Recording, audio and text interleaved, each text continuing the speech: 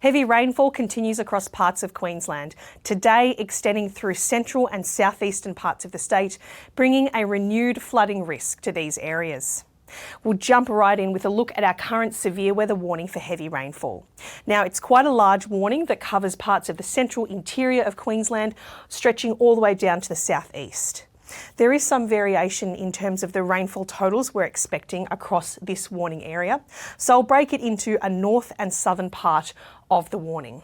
Through those northern parts of the warning area, across the central interior, we're looking at 6 hourly rainfall totals of 40 to 60 millimetres today, with isolated 6 hourly rainfall totals up to 90 millimetres or so. But the further south we go, the higher those rainfall totals are expected to be.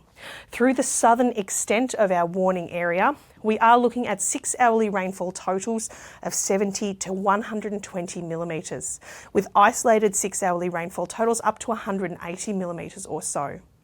This is likely to continue today going into tomorrow. If we take a closer look at those southern parts of the warning, we can see that they do cover parts of the Maranoa and Warrego, Darling Downs and Granite Belt, parts of the Central Highlands and Coalfields, southern parts of the Capricornia, the entirety of the Wide Bay and Burnett district, and parts of the southeast coast, including the Sunshine Coast and some Brisbane suburbs. These areas are most likely to see some of those highest rainfall totals today going into tomorrow. It's all being driven by a low pressure trough lying through the area, dragging in significant moisture from across the depth of the atmosphere. That's acting as fuel for rain and storms through these parts. Through the later part of today, we're also possibly going to see a low pressure system developing off the southeast coast, which will further help to draw in moisture and direct it up through the Sunshine Coast and into the Wide Bay and Burnett. Now, near and to the north of the trough, thunderstorms are also going to play a significant part in how high those rainfall totals might be. Where storms develop, that's where we could see some of the biggest rainfall numbers. There is even a risk of locally intense rainfall across parts of the southeast through the next couple of days, dependent on where those storms develop. If we do see those really high rainfall rates emerging, we will issue further warnings. To the south of the trough, we're more likely to see widespread rain areas. As you can see, this weather is really dependent on the trough itself. How far north or south it moves will determine where we see the highest rainfall totals and how high those rainfall totals may be. As we move into this evening, we're likely to see some of the heaviest rain developing, particularly across parts of the Sunshine Coast, pushing up into the Wide Bay and Burnett and southern Capricornia. Another low pressure system is expected to move in from the west, pulling across the Central Highlands and Coalfields. This is actually the remnants of the tropical low that crossed the coast some days ago. This heavy rain is expected to continue through Monday morning. Through the Monday afternoon, we'll continue to see that wet weather, but this weather system will gradually start to pull towards the coast and then off the coast overnight into Tuesday morning. That means by the time most people wake up on Tuesday morning, we're left with much patchier showers across that stretch of coast. So exactly how much rainfall are we expecting over the coming days?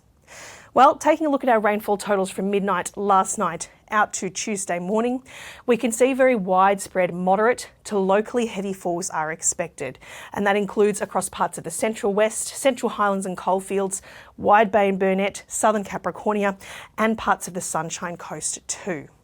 Of course, those highest rainfall totals will depend on where that trough moves, but they're most likely to areas north of Brisbane at this point in time. It's also worth noting that what you're looking at here is just one model's idea of how much we might see in the rain gauges. The actual rainfall totals we end up getting might be a little different depending on where that trough moves and where we see storms developing. Now, with so much rain on the way over the next couple of days, we are expecting significant impacts. Firstly, flash flooding is going to be a real risk over the next couple of days. The ground is already wet in many of these areas and the rain will have nowhere to go.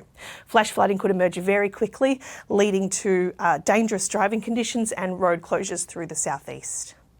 We're also possibly going to see damage to infrastructure and property over the next few days as that rain continues to build. With several days in a row of heavy falls, we are likely to see riverine flooding developing through these same areas as well. We have issued a number of flood warnings already, Rivers are rising in some parts and they're expected to rise in others. As you can see, we've already got minor to moderate flood warnings in place for areas between the Sunshine Coast up to Gladstone or so, mainly across the Wide Bay and Burnett district. These come in on top of much broader areas of flood warnings and flood watches across the state of Queensland. You can see we've got those orange and green minor to moderate flood warnings all the way up the east coast, as well as significant long-term warnings thanks to the flooding in the west of the state. The purple colours you see in between indicate areas of flood watch, and they cover much of northern and eastern Queensland. The flood watch gives us an indication of where we might see that riverine flooding emerging over the coming days. Now, with the rain continuing to fall, it is likely we will see these areas extended or upgraded over the coming days, so staying on top of these warnings is essential for the start of the new week. As always, you can find the latest forecasts and warnings via the Bureau's website and the Bomb Weather app. Stay safe and we'll catch you next time.